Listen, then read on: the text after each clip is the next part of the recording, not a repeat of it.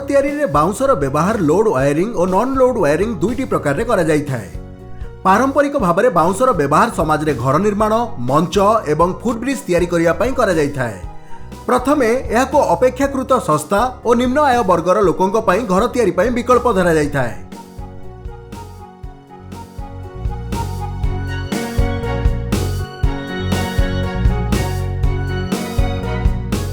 एबे बाउंसर उपचार रे केमिकल टेक्निक,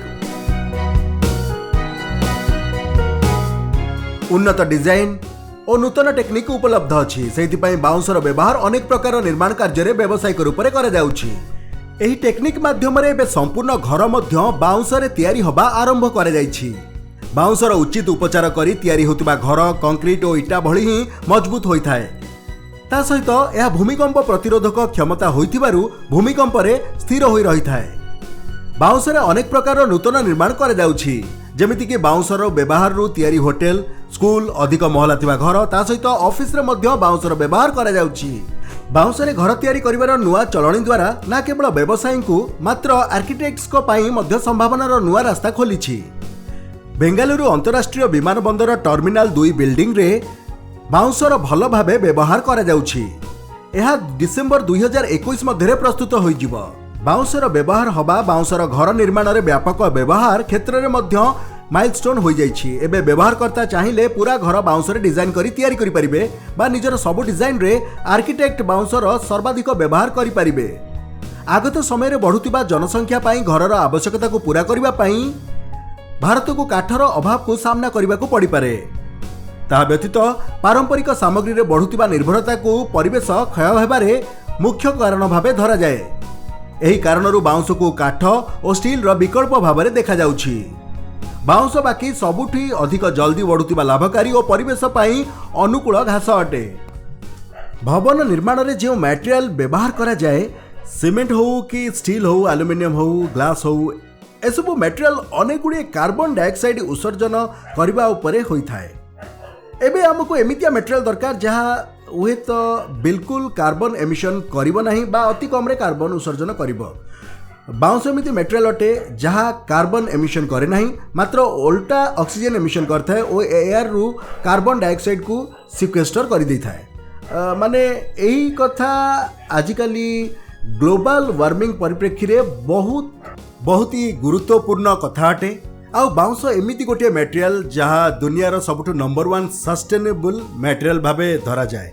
यह सस्टेनेबिलिटी रा चैंपियन अटे और यार आमर दैनिक जीवन में जेते व्यवहार करिबा ताहा परिवेश पाई बहुत लाभदायक अटे। बाउंसर बहुत सारा उपयोग रही एवं जो आमर लिटरेचर रही से बहुत सारा उपयोग रही, पाखापाखि 1500 उपयोग रही। किंतु जदि आमे बाउंस को देखिबा तो तार ब्रॉड लेवल जो उपयोग रही से घर तैयारी हेबा बा स्ट्रक्चर हेबा पाई से जो बाउंस लगी थाए तार स्ट्रेंथ भल होइतिबा दरकार, बॉल थिकनेस भल होइतिबा दरकार। से भली बाउंस मध्य आम देश में मिली थाए। बाउंसर टेंसाइल शक्ति साधारण स्टील तुलना रे अधिक। बाउंसर कंप्रेसिव स्ट्रेंथ यह को भवन निर्माण पाई उपयुक्त करिथाए। बड़ चौड़ा युक्त बाउंस अपेक्षा पतला बाउंसर कंप्रेसिव स्ट्रेंथ अधिक होइथाए, काहेकि ना बड़ बाउंसर वॉल थिकनेस बहुत कम होइथाए।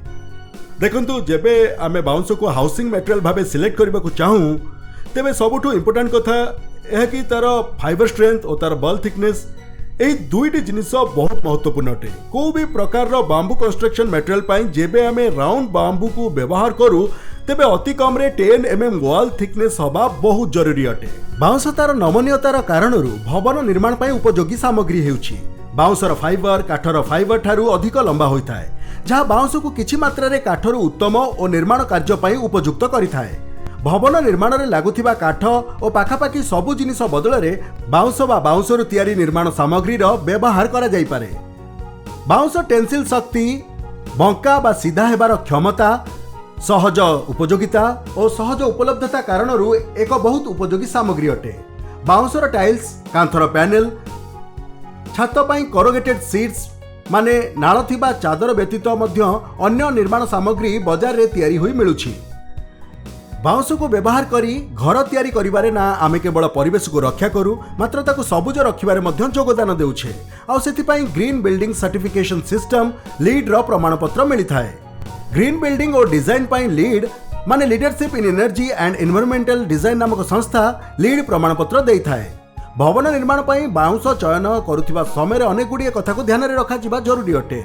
जमीक बाउंश 3 ରୁ 5 वर्ष भितर कटा हेब, बाउंशर शक्ति, बाउंशर लोड बियरिंग क्षमता, बाउंशर वॉल थिकनेस, बाउंशर सटीक लंब, दुईटी गंठी मध्य थिबा दूरता इत्यादि।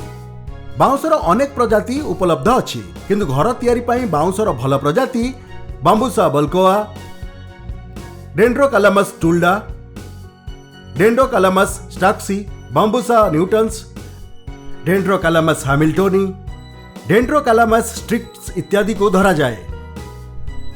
बांबुसा बल्कोआर कलमी गुड़िक प्राय 20 मीटर लंब, यार व्यास 8 ରୁ 15 सेंटीमीटर होता है। अत्यधिक शक्तिशाली हेतु यही बाउंश मुख्यतः घर निर्माण रे व्यवहृत होता है।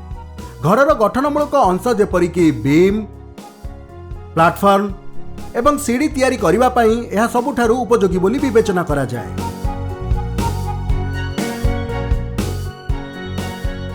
डेंड्रोकालामस टुल्डा बाउंशर उच्चता प्राय 15 ରୁ 20 मीटर होता है एवं यार बॉल थिकनेस प्राय 5 सेंटीमीटर ରୁ 10 सेंटीमीटर होता है। काठ शिल्प सहित यह भवन निर्माण रे मध्यम व्यवहृत हुए। छात तैयारी पई टुल्डा किंबा बांबुसा बल्कोआ बाउंशर व्यवहार करबा परामर्शदायक। डेंड्रोकालामस स्टक्सीर कलमीर उच्चता 6 मीटर उच्च अटे। यह निर्माण कार्य रे फर्निचर एवं सीढ़ी तैयारी रे व्यवहृत हुए। बांबुसा न्यूटन्स बाउंश 6 ରୁ 20 मीटर जाए उच्चा होता है एवं घर निर्माण रे कांथ पई अत्यंत उपयोगी होता है। डेंड्रोकालामस हैमिल्टोनी कलमी 20 मीटर पर्यंत होता है। यह छात निर्माण रे व्यवहृत हुए। डेंड्रोकालामस स्ट्रिक्टेस कलमीर लंब 16 मीटर पर्यंत होता है। यह भवन निर्माण सामग्री रूप से गदा तैयारी एवं सीढ़ी पाई निर्माण सामग्री भाव व्यवहृत हुए। एबे जेमिति आमे या विषय रे एवं भेराइटी विषय कथा हेबा, अगरबत्ती स्टिक तैयारी पाई बांबुसा टोल्डा आम पाई बहुत लाभदायक। सेही बळी जेतेबेले आमे घर तैयारी बा स्ट्रक्चर पाई कथा हेबा सेतेबेले बांबुसा न्यूटन्स हला, बांबुसा बल्कोआ, बांबुसा बांबूस होता है स्ट्रक्चरल प्रॉपर्टी पाई बहुत भल। सेही बळी आमे जेबे हैंडीक्राफ्ट पाई कथा हेउ सेति पाई बांबुसा पॉलीमॉर्फा, बांबुसा वल्गरेस, बांबुसा कैचरिन्स एही बळी जो भेराइटी रहिछि ता बहुत बढ़िया। भवन निर्माण करिबा पई कलर कोडिंग करी ठीक भाबरे काटी और उच्च गुणयुक्त ग्रेडेड बाउंश उपयुक्त होता है। यह प्राप्त करने यह सुनिश्चित करंतु कि भवन निर्माण पर बाउंश 3 ରୁ 5 वर्षर होइथिबा दरकार और रासायनिक पद्धति रे उपचारित हेबा दरकार। ठीक भाव में उपचारित होइथिबा बाउंश रे तैयारी घरर गुणवत्ता अधिक होता है और यह 40 ରୁ 50 वर्ष जाए रही पारे। निर्माण पर केवल बाउंशर सीधा अंश व्यवहार करा जिबा उचित। गृह निर्माण समय रे एक्सपर्ट एडवाइस और गृहर आवश्यकता अनुसार मुख्य भार बहन करुथिबा कलम्स भितर दूरता निर्धारित करबा उचित। बाउंश को भूमिर आर्द्रता और कीटपतंग ठारू रक्षा करबा पई आवश्यक अटे कि प्लिंथ को माटी तळु टिके ऊपर रखा जिवो। प्लिंथ पत्थर बा सिमेंट रो हेबा दरकार, माटीर नुहे। एमिति न कले बाउंशर आर्द्रता सुखिबार संभावना रहिता है, जहा द्वारा बाउंशर दृढ़ता प्रभावित होई न थाए। घरर कांथ पई विभाजित बाउंश और स्टील जाल सहित सीमेंट प्लास्टर रो व्यवहार करा जाई परिबो। जेमिति कि बाउंश रे स्क्रू लगाइबा उचित होई न थाए, माने बाउंश रे होल करी सेथिरे नट बोल्ट बा बाउंशर स्क्रू लगाई बा कयर बा रोप लगाई जॉइंट करिबा उचित, बा किछि अन्य प्रकार जेमिति कि धातु आदि रो जोइनरी रो व्यवहार करा जिबा उचित। छातर संरचना रे लोड नौ नथिबा जॉइंट पई मैट बोर्ड रो सहित सामान्य स्टील बोल्ट को व्यवहार करा जाई परिबो। छात उपरे कवरिंग करिबा पई बांबू मैट कोरेगेटेड सीट्स रो व्यवहार करा जाई परिबो, जहा द्वारा पानी तुरंत निर्गत होता है एवं छात पूरा भावे सुखी जाए। कबाट झरका गुड़िक शटर पई बांबू मैट बोर्ड गुड़िकर उपयोग करा जाई परिबो। यह bamboo mat board, bamboo mat corrugated sheets, bamboo tiles इत्यादि उत्पादन व्यवसाय पई करा जाउछि और निजर आवश्यकता अनुसार यह को बाजार रु किना जाई परिबो। एबे हमें बांबू एक्सपर्ट संजीव करपेंग सहित जीवा गोटे बांबू कटेज को, जेउठी से आमको बांबू हाउस विषय किछि कहिबे। कंस्ट्रक्शन को नॉर्मली आमे 4 भाग रे डिवाइड करि परिबा। प्रथम हेउची यार फाउंडेशन, द्वितीय हेउची तार स्केलेटन पूरा स्केलेटन, तृतीय वॉल्स एवं चतुर्थ रूफिंग मटेरियल। यह बाउंसर तैयारी जो स्ट्रक्चर अटे यह को मु आपन को देखेबा को चाहिबी कि यह आपण देखि पारुथिबे कि यार जो प्लिंथ बाउंसरे तैयारी ଏହା ଉପରେ ଯେଉଁ ଫ୍ଲୋରିଂ ମେଟେରିଆଲ ରହିଛି ଏହା କେବଳ ପଥରରେ ଅଟେ କିନ୍ତୁ ଆଜିକାଲି ବାଉଁଶର ଯେଉଁ ଫ୍ଲୋରିଂ ଟାଇଲ୍ସ ଆସୁଛି ଏହା ବ୍ୟବହାର କରାଯାଇପାରିବ। ତା ଉପରେ ଏହା ସ୍କେଲେଟନ୍ ଅଟେ। ଏହି ସ୍କେଲେଟନ୍ ଯେଉଁ ଅଛି ତାକୁ କଲମ୍ କହନ୍ତି। ଏହି କଲମ୍ ପୁରା ବାଉଁଶ ଦ୍ୱାରା ତିଆରି ହୋଇଛି। ଏହି କଲମ୍ରେ ଆପଣ ଦେଖିବେ କି ନଟ୍ ବୋଲ୍ଟ ଯେଉଁ ଅଛି ସେ ବାଉଁଶରେ ତିଆରି ହୋଇଛି ଓ ଏହି ବାଉଁଶକୁ ଟର୍ନିଂ କରିକି ତିଆରି କରାଯାଇଛି।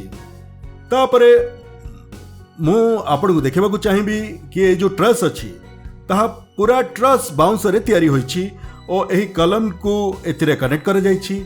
ଆଉ ଗୋଟେ ପାର୍ଟ ହେଉଛି ରେଲିଂ, ତାହା ମଧ୍ୟରେ ଥିବା ବାଉଁଶରେ ତିଆରି ହୋଇଛି। এইভাবে পুরা যে স্কেলেটন রয়েছে তাহা বাউঁশরে তৈরি হয়েছে। আপনার এটি দেখবে তো যে কান্থ অছি এখানে তাহা মধ্য পুরা বাউঁশরে তৈরি হয়েছে। এখন ফ্ল্যাট এন্ড বাম্বু ওয়াল কুহযায়। বাম্বু ফ্ল্যাট করি এথিরে ওয়াল তৈরি করা যায়। यह रूफिंग मटेरियल अटे। से आप देखिए बांबू मैट बोर्डर व्यवहार रूफिंग मटेरियल भाव में व्यवहार कर बांबूर पलिन उपर फिक्स करा जाए। एबे यह भीतर स्ट्रक्चर अटे। एथिरे आपण देखिबे कि भीतर कांथ मध्य संपूर्ण भाव में बाउंसरे तैयारी होइछि। याको बांबूर चिक्स कुआ जाए। यार इंटीरियर वाल भाव में मध्य याको व्यवहार करा जाए। आपण देखिबे कि लाइटिंग रा फिक्सचर्स, कबर्ड, बेड सब किछि बाउंसरे तैयारी होइछि। यह भीतर ट्रस अटे। से ट्रस को याको बांबूर लाइटिंग फिटिंग्स द्वारा जोड़ा जाइछि। तेबे आपण ए जो देखुचंती घर सब जिनिस सब बाउंसरे तैयारी। यार डोर मध्य बाउंसरे तैयारी, जार डोर हैंडल मध्य बाउंसरे तैयारी। आउ गोटे अलग जिनस मु आपनको देखेबाकू चाहूँगी। बाथरूम रे जो हाउसेज रही ताहा मध्य बाउंसरे तैयारी हेबा आरंभ हो जाइछि एवं यार व्यवहार अनेक गुड़े जगार आरंभ मध्य हो जाइछि। यार जो मिरर फ्रेम और बेसिन स्टैंड मध्य बाउंसरे तैयारी होइछि। तेबे आपण देखले कि बहुत गुड़े जिनिस एमिति बाउंसरे तैयारी होइछि। एटा देखंतु, एटा गोटे कपबोर्ड। यह संपूर्ण भाव में बांबू रे तैयारी होइछि। बांबू मैट द्वारा यार एक्सटेरियर मध्य तैयारी होइछि। एई जो डोर हैंडल मध्य बाउंसरे तैयारी होइछि। यह बहुत सुंदर देखा जाउछि। यार फ्रेमिंग मध्य बाउंसरे तैयारी माने यह पूरा पूरी बाउंसरे तैयारी होइछि। यह बाउंसरे तैयारी बेड अटे। आपण देखि पारथिबे कि यह पूरा बेड बाउंसरे तैयारी होइछि। यार हेड बोर्ड मध्य बाउंसरे तैयारी। यार साइड टेबल मध्य बाउंसरे तैयारी होइछि। तेबे पूरा फर्निचर मध्य बाउंसरे तैयारी होइछि। एही बाउंसरे तैयारी जो घर अच्छी तार अनेक गुड़िए विशेषत्व अच्छी। जमिति कि एठारे जेतोटी कंटा व्यवहार करा जाइछि ताहा देखिबे कि बाउंसरे तैयारी होइछि। यह ट्रीटेड बाउंसरे तैयारी होइछि। यार कांथ, यार क्लेडिंग मटेरियल मध्य जहाँ व्यवहार होइछि सबू एमती बाउंसरे तैयारी। तबे आमको यही सावधानता आपणेबाकू हेबो कि जेबे भी बाउंसर व्यवहार करिवे ताहा प्रॉपर्ली ट्रीटेड थिबो, ताहार जॉइनरी ठीक थिबो। स्ट्रक्चरल डिजाइन करने समय पूरा सावधानता आपणेबाकू पड़िबो। कहीं घर बहुत मात्रा रे विंड प्रेशर फेस करता है। बाउंसर घर बहुत लाइट होता है, से यार ब्लो ऑफ होबार चांसेस रहता है। तेबे भल भाव में एंकल डाउन करवा इंपोर्टेंट अटे। स्ट्रक्चरल इंजीनियर को स्ट्रक्चर डिजाइन करने समय यह सावधानता आपणेबाकू पड़िबो। बाउंसर जेबे भी घर तैयारी करिवे तेबे एही कथा को ध्यान रखिबे जेमिति कि यार प्रॉपर स्ट्रक्चरल डिजाइन हेब। बाउंसर प्रजातिर चयन बहुत भावी चिंती करिकी करा जाई परिबो। तार स्पेसीज रो प्रॉपर्टी को बुझंतु। द्वितीय महत्वपूर्ण होउची कथा जे ट्रीटमेंट रो चयन जदि से बाउंस एक्सटीरियर रो यूज होबार अछि ता उपरे वर्षार पानी पड़िबार अछि तेबे एथिपाई फिक्सिंग एजेंट रो प्रिजर्वेटिव ही व्यवहार करबा उचित। ओ भितर व्यवहार होता बाउंस को आम नॉन फिक्सिंग एजेंट रो प्रिजर्वेटिव ट्रीटमेंट रो व्यवहार करि परिबे।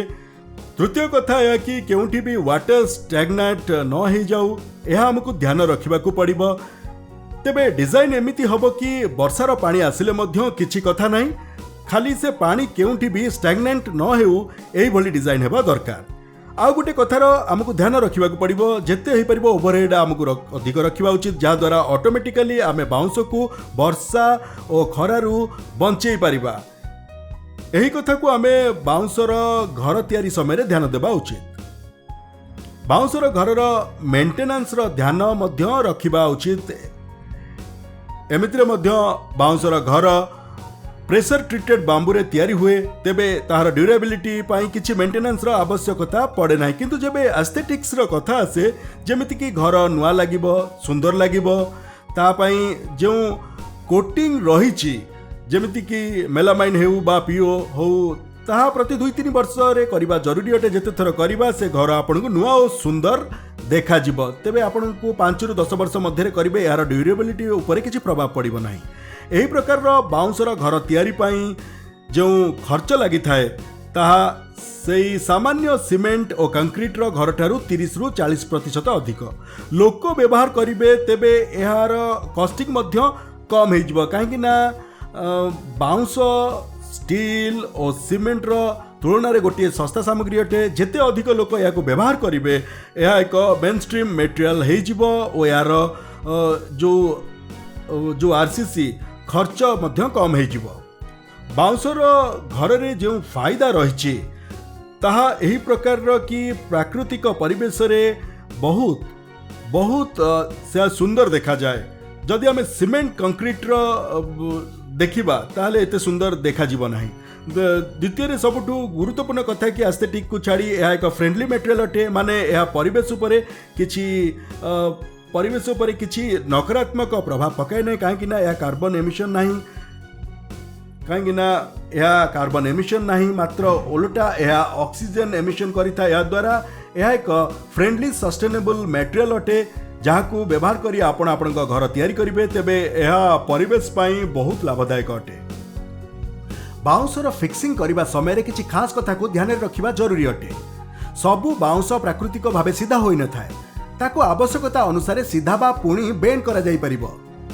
बाउंस कांथर चौड़ा माने वॉल थिकनेस बहुत गुरुत्वपूर्ण अटे और बाउंस भितरु फंपा होई थाए। डिजाइन करबा समय रे व्यवहार अनुसार वॉल थिकनेस रो ख्याल रखा जिबा दरकार। जदि पर्याप्त वॉल थिकनेस नथिबो तेबे बाउंस क्रॉस हेबार संभावना बढ़ी जाई थाए। बाउंसर जॉइंट्स को ध्यान रे रखी डिजाइन करा जिबा उचित। बाउंसरे घर डिजाइन करबा समय रे आमे एही कथा गुडी को ध्यान रे रखिबा उचित। आजिकाली नुआ टेक्निक माध्यम रे इंजीनियर्ड बांबू प्रस्तुत हेउछि एवं एहा द्वारा अनेक भवन निर्माण सामग्री भी प्रस्तुत हेउछि। इंजीनियर्ड बांबू द्वारा प्रस्तुत फ्लोर टाइल्स, कबाटर पैनल, कोरोगेटेड सीट्स माने नालीदार चादर गुड़िक, बांबू मैट बोर्ड भली आहुरी अनेक निर्माण सामग्री प्रस्तुत हेउछि। एही सब सामग्री बाजार रे उपलब्ध हेउछि, किंतु अन्य सामग्री तुलना रे एगुड़िक सस्ता नुहे।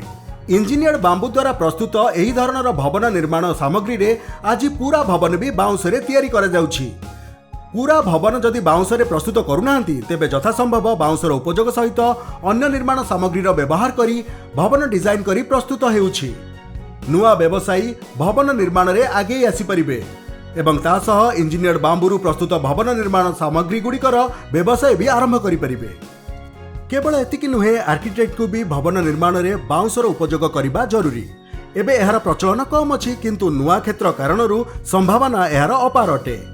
केवल लोकमानंक भितरे एहार मूल्यबोध, विश्वसनीयता एवं सचेतनता निहाती जरूरी अटे।